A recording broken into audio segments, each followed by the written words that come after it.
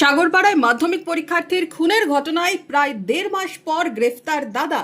সোমবার ধৃতকে 10 দিনের হেফাজতে চেয়ে কোর্টে পাঠায় পুলিশ। উল্লেখ্য, গত 20 জানুয়ারি বাড়ি থেকে কিছুটা দূরে কৃষি জমি থেকে উদ্ধার হয় মাধ্যমিক পরীক্ষার্থী শাহিন মণ্ডলের গলা কাটা মৃতদেহ। ঘটনাস্থলে নিয়ে আসা হয় পুলিশ কুকুর। ফরেনসিক দলও ঘটনাস্থলে গিয়ে নমুনা সংগ্রহ করে। ঘটনার প্রায় 1.5 মাস পর রবিবার পুলিশ গ্রেফতার করে মৃতের খুড়তুতো দাদা বাপি মণ্ডলকে। সোমবার ধৃতকে 10 দিনের হেফাজতে চেয়ে বহরমপুরের জেলা আদালতে পাঠায় পুলিশ। যদিও খুনের অভিযোগ মানতে নারাজ অভিযুক্ত। আমাকে পুরো ফাঁসি দিয়েছে। কে ফাঁসালো? কি কারণে ফাঁসালো তোমাকে? কেন ফাঁসাবে? কালকে ডাকলো থানাতে, ডেকে জিজ্ঞাসা করছে। আমি সব কিছু সব যাদের সব বলেছে, যে লেভেলে সব বলেছে, আমার বলি স্বীকার করছি, আমি স্বীকার করবো। তুমি যুক্ত না এই মার্ডারে? তুমি যুক্ত না? আমি যুক্ত না। এর আগেও কি থানাতে তোমাকে ডাকা হয়েছিল? হ্যাঁ, ডাকা হয়েছিল। কি মনে করছো? কি কারণে? আমি থানাতে আমাকে ডাকেনি, বাড়িতে পুলিশ জিজ্ঞাসা করে দিয়েছে।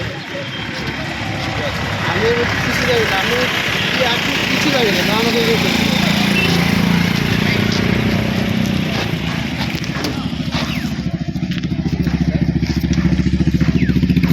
এই ঘটনার সাথে আর কারা যুক্ত, কেনই বা খুন করা হয়েছে তা ধৃতকে জিজ্ঞাসাবাদ করে জানার চেষ্টা চালাচ্ছে police.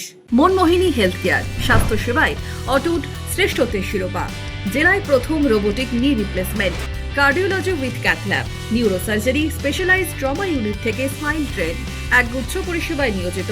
Manmohini health care, quality care with personal touch, Baharampur শিল্প তালুক।